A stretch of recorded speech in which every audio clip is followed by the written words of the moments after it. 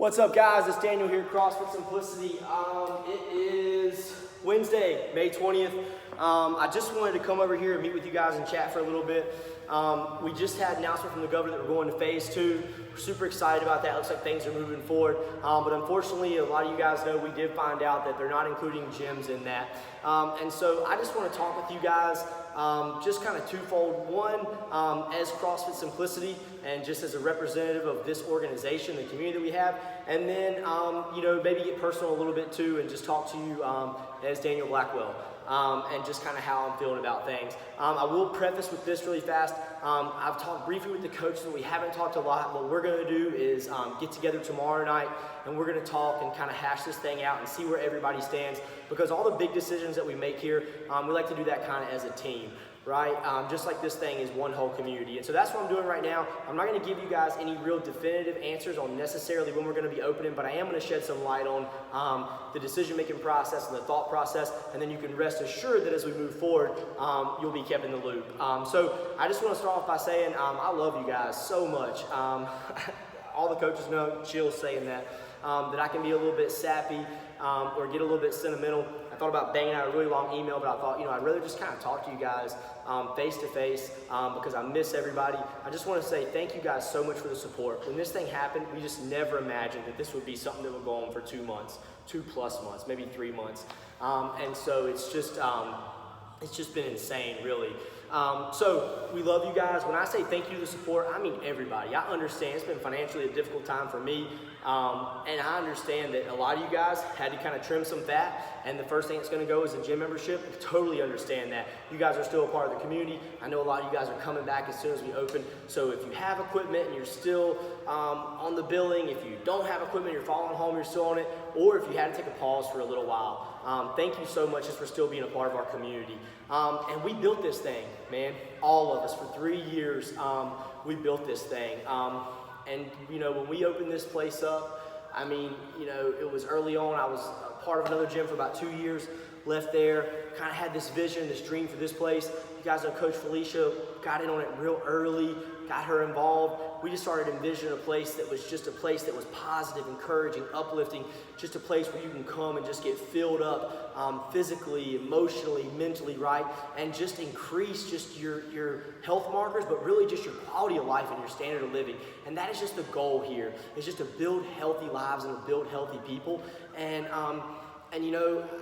I think we've mentioned this before, but just in my personal opinion, I think that maybe studies would show, maybe not, but one of the best defenses for any kind of ailment, whether it be a broken ankle and how fast you heal, or a common cold and how fast you heal, or maybe a disease that you get and how fast you heal, is just the physical shape that you were in before that, right? That's why when we're younger, we heal faster. When we're healthier, we heal faster. And so we do truly believe that CrossFit Simplicity as a community, as a place where people can come and get fit, is essential to our lives, and we want to open back up, and we want to offer that to you guys.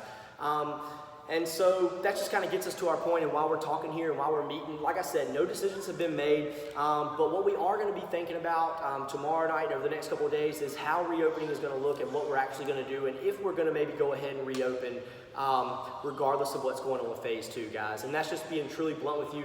And I'm not saying that we are, and I'm not saying that we're not, but we're just going to kind of weigh out everything and look at it and try to make a decision. And so just personally for a little bit, I believe that there are some rights that I have just as an individual person, as an American citizen, in a free nation. And I believe that one of those rights is to assemble. I believe that one of those rights is to have a private business and to determine in most regards how that business operates, right, and functions. And I believe that that's what's so beautiful about the freedom and about the nation that we've created.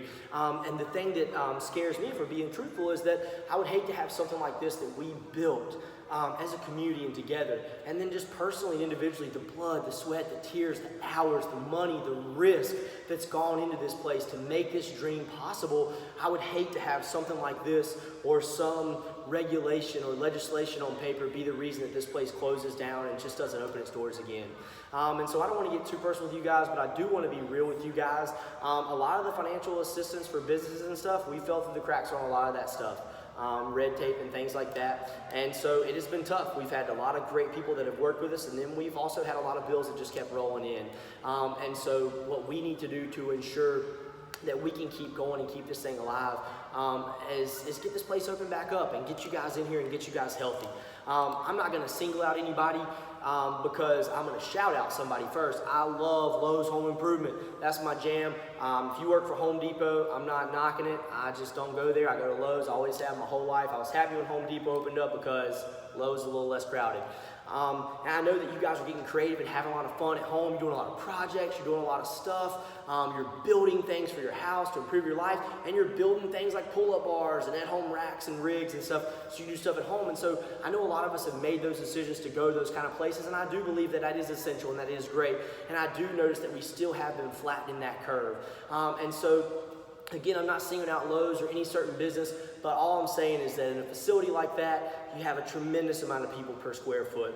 You also, you're not seeing those registers getting wiped down and sanitized after every use, whereas in here, we want to make sure that if we do decide to open up, and I'm not saying that we will, but if we do, we want to make sure that we can keep an even better level of sanitation. And I understand that our legislators, they don't know that. They don't know what goes on inside of CrossFit Simplicity. They don't know the kind of setup that we have or the kind of procedures we have in place. But even before we did this, we were keeping great social distancing. We were limited to 10 members per class, and we were wiping everything down. This place is made of rubber and steel, and we do an awesome job at sanitizing, and so do you guys. So, I don't want to get too political or on you guys, but I don't think it's a political issue. I think it's a constitutional issue. And I believe that as Americans that we are all responsible for some level of risk that we take each and every day in our lives. And so if we open up, it does not mean that your card is going to get billed automatically. If you're 80 plus years old with a pre-existing lung condition, hey, by all means, at some point, it's going to be your individual responsibility to shelter and protect yourself. But if you're a healthy individual and you're looking to get back out there, I believe that it's your right to be able to come and be a patron to private business and a private facility, and that we're going to take care of you here. So I just want to say that. I'm not sure what we're going to do, but I'm just letting you know that that's where our head is at right now. And just know that if we do make a stand or we do decide to open up, that really, guys, it's just for you guys, right? We want to get us back in here. We want to alleviate some of the stress and pressure of life.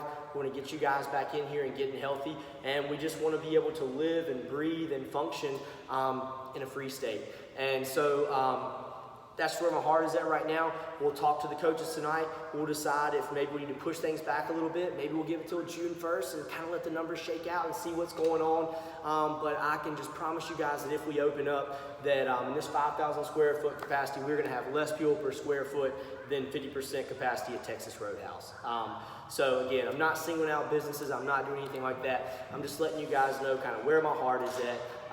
And it's with you guys, and it's with this facility and this community that we built. So look, stay tuned. I hope you guys give this video a watch. I'm sorry about rambling on. I do get kind of sentimental.